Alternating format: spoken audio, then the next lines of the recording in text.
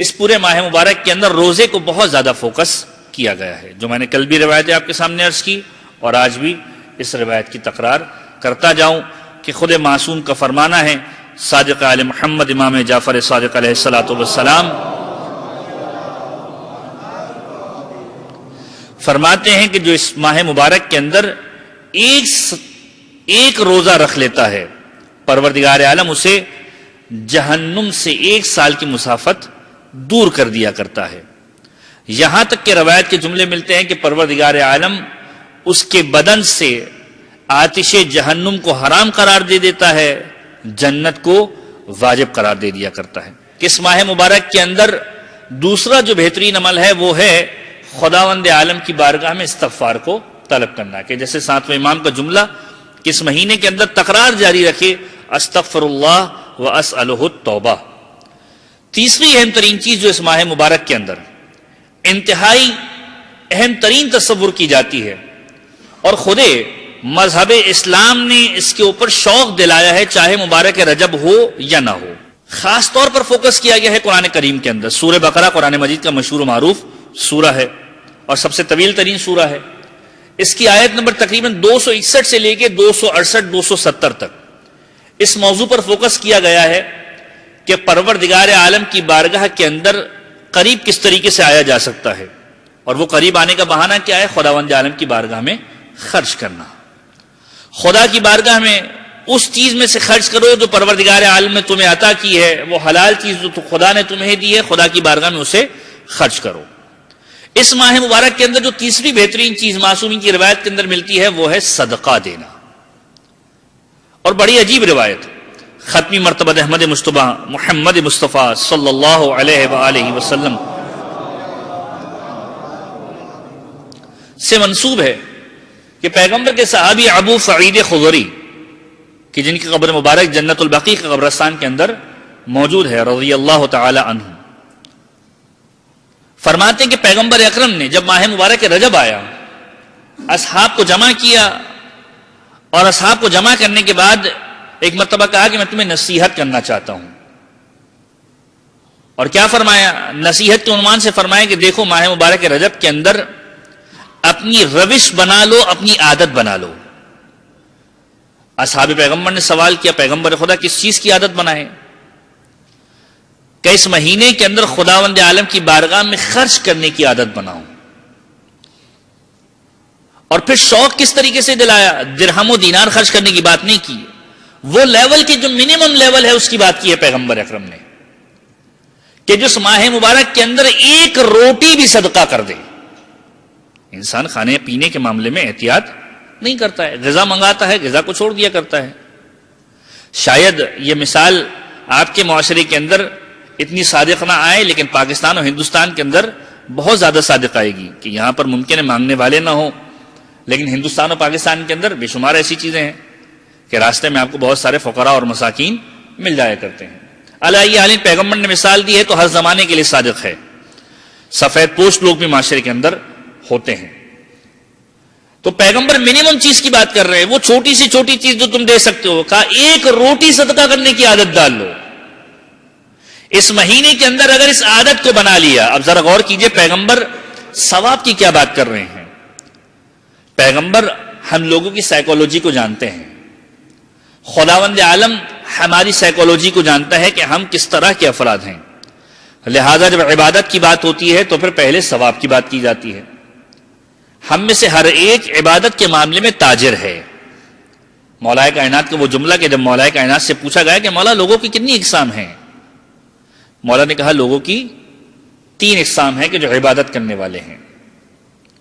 ایک وہ کہ جو تاجروں والی عبادت کرتے ہیں، ایک وہ کہ جو غلاموں جیسی عبادت کرتے ہیں، اور ایک وہ جو آزاد لوگوں والی عبادت کرتے ہیں۔ کہ مولا سمجھ میں نہیں آیا؟ کہ تاجروں والی عبادت وہ کرتا ہے جو خداوند عالم سے گیو اینڈ ٹیک والا معاملہ کرتا ہے۔ خدایا تیری بارگاہ میں نماز بھیج رہا ہوں، اس نماز کے بدلے میں مجھے کچھ ملنا چاہیے۔ آج کے مومن کی مثال بھی یہی ہے، اور اس میں کوئی بہرحال کوئی قباحت بھی نہیں ہے۔ پروردگار عالم نے انسان کو اسی طریقے سے اپنی بارگاہ میں بلایا ہے، کیونکہ انسان کی فطرت کے بارے میں معلوم ہے کہ وہ آنے والا نہیں ہے، لہذا انسینٹو دیے جائیں. ماہ مبارک رجب میں کیا ہو رہا ہے؟ ایک روزہ رکھو، جہنم سے 1 سال دور ہو جاؤ گے.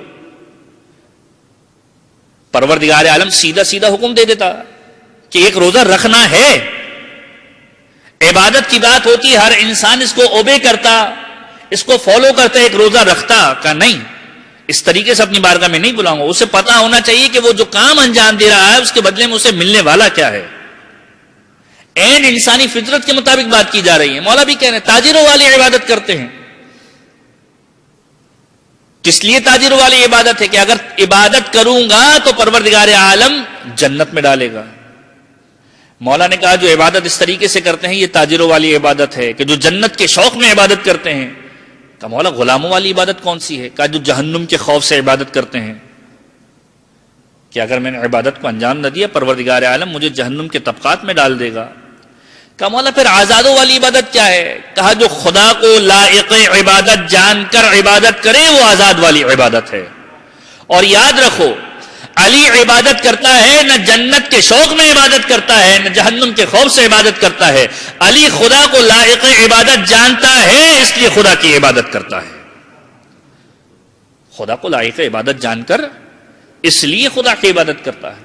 اور پھر پیغمبر اکرم اس کا ثواب بتلا رہے. جو منیمم چیز آپ کو بتلائی گئی کہ ایک روٹی صدقہ کرنے کی عادت ڈال دو. 30 دن ہے، 30 دن نہ دے سکو 15 دن دے دو.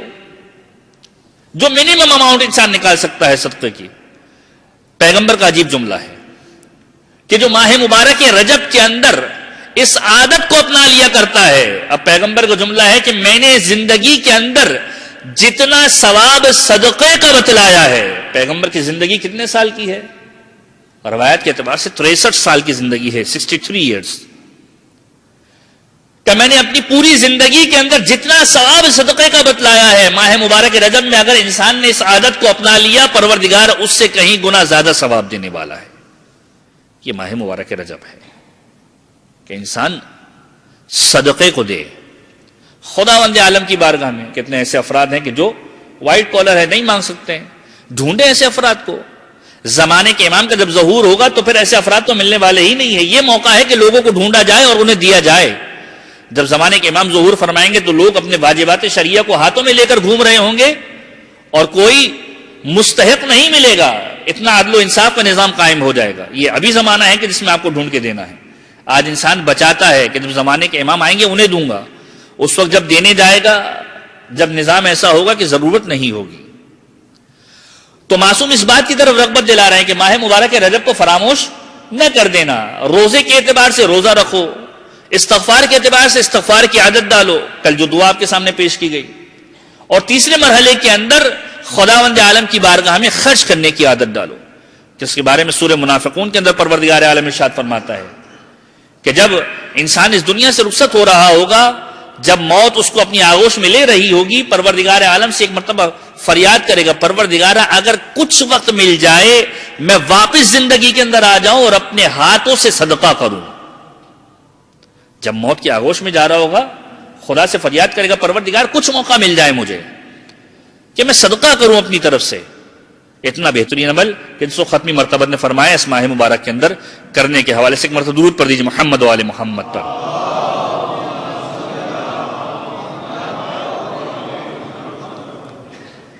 اور اسی عمل کے عنوان سے اگر آپ ملاحظہ کریں تو تمام معصومین کے اعتبار سے ہر معصوم کا کوئی نہ کوئی پہلو اس عنوان سے ہمیں نظر آتا ہے کہ معصوم کی بارگاہ میں جب کوئی سوال کرنے والا آتا ہے معصوم کی بارگاہ سے خالی ہاتھ نہیں جاتا.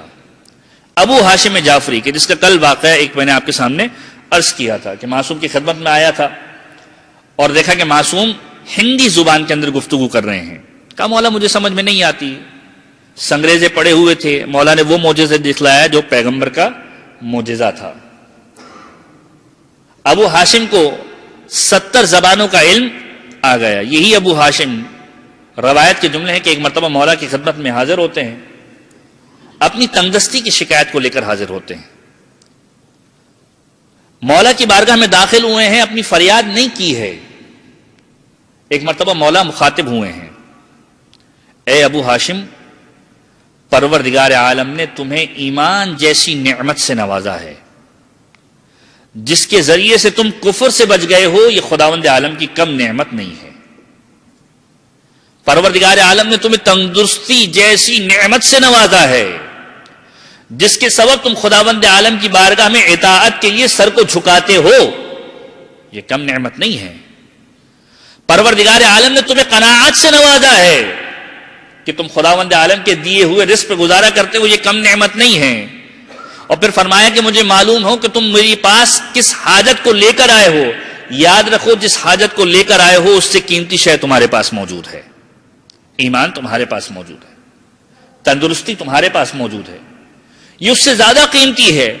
اور اس کے بعد مولا نے اسے کچھ عطا فرمایا اور یہ جملہ کہا کہ دیکھو جو میں دے رہا ہوں یہ ختم ہو جانے والا ہے، جو تمہارے پاس اہل بیت کی محبت کی صورت میں موجود ہے یہ باقی رہنے والا ہے، یہ باقی رہنے والا ہے۔